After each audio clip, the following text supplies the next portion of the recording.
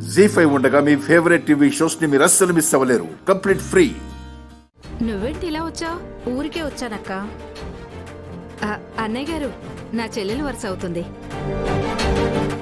మీరు చెప్పండి ఆదినారాయణ గారు. నా కూతురు విద్య గురించి మాట్లాడదామని వచ్చాను. తను మాస్టర్ను పెళ్లి చేసుకోవాలనుకుందని మిమ్మల్ని కాదని అటువైపు మొగ్గు చూపాం. మేము బాధపడ్డాము. నా కొడుకైతే ఇప్పటికీ అదే బాధలో ఉన్నాడు. అది మా అదృష్టం అనుకుంటాం. ఎందుకు అలా? పెళ్ళంటే అటేడు తరాలు ఇటేడు తరాలు చూడాలంటారు. నేను నా కూతురు ఆనందంగా ఉంటుందని అవేమీ పట్టించుకోలేదు.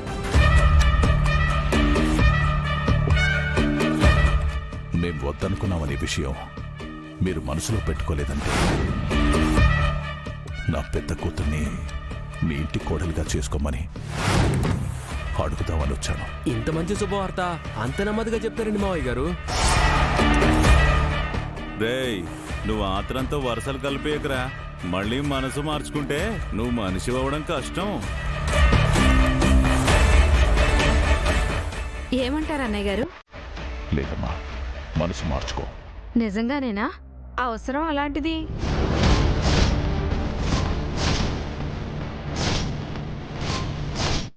ఆ గణపతి వాళ్ళ ఇంట్లో వాళ్ళు కాదు పొమ్మంటే మీ దగ్గరకు వచ్చారక్క.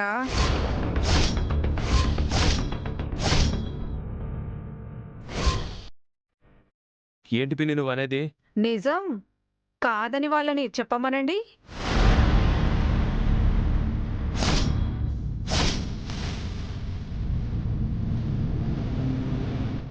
వాళ్ళ సంబంధం కుదుర్చుకోవడానికి వెళ్ళారు. మాటలు తేడాలు వచ్చి గతి లేక ఇక్కడికి వచ్చారు. గతి లేక కాదు కాక మరి ఏంటి?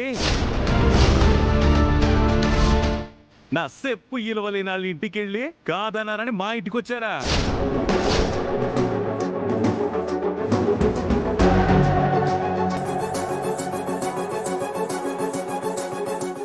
అబ్బబ్బబ్బబ్బబ్బబ్బా, ఇన్ని రోజులు మీరు పెద్ద మనిషి అనుకున్నాను ఆదినారాయణ గారు. ఇంతలా అవకాశవాద అనుకోలేదు. అందితే జుట్టు, అందకపోతే కాళ్ళన్నమాట. అప్పటికి మా ఇంటిది అంటానే ఉంది. ఉన్నట్టుండి మన ఇంటికి వచ్చారంటే ఏదో కారణం ఉండే ఉంటుందయ్యా అని. కానీ మాకేం తెలుసు మమ్మల్ని ఇంత ఎర్రి పప్పల్ని చేయడానికి వచ్చారని.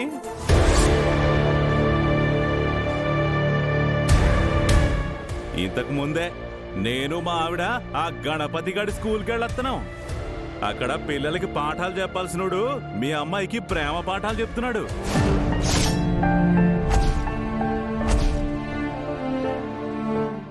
మీ అమ్మాయి ఆడి కొబ్బరి ముక్కెడుతుంటే మేము నోర్లెళ్ళబెట్టాం. ఆదినారాయణ గారి పెంపకం ఇట్టాంటిదా అని. వీరేశం గారు, మీ మాటలు హద్దులు దాటుతున్నాయి. అక్కడ మీ చెల్లి హద్దులు దాటుతుంది.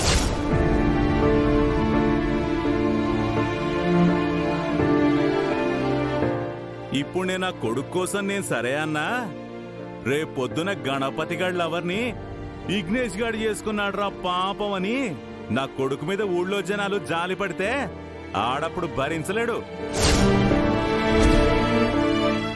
జీ5 యాప్ డౌన్లోడ్ చేసి అన్ని ఎపిసోడ్స్ పూర్తి ఉచితంగా చూడండి.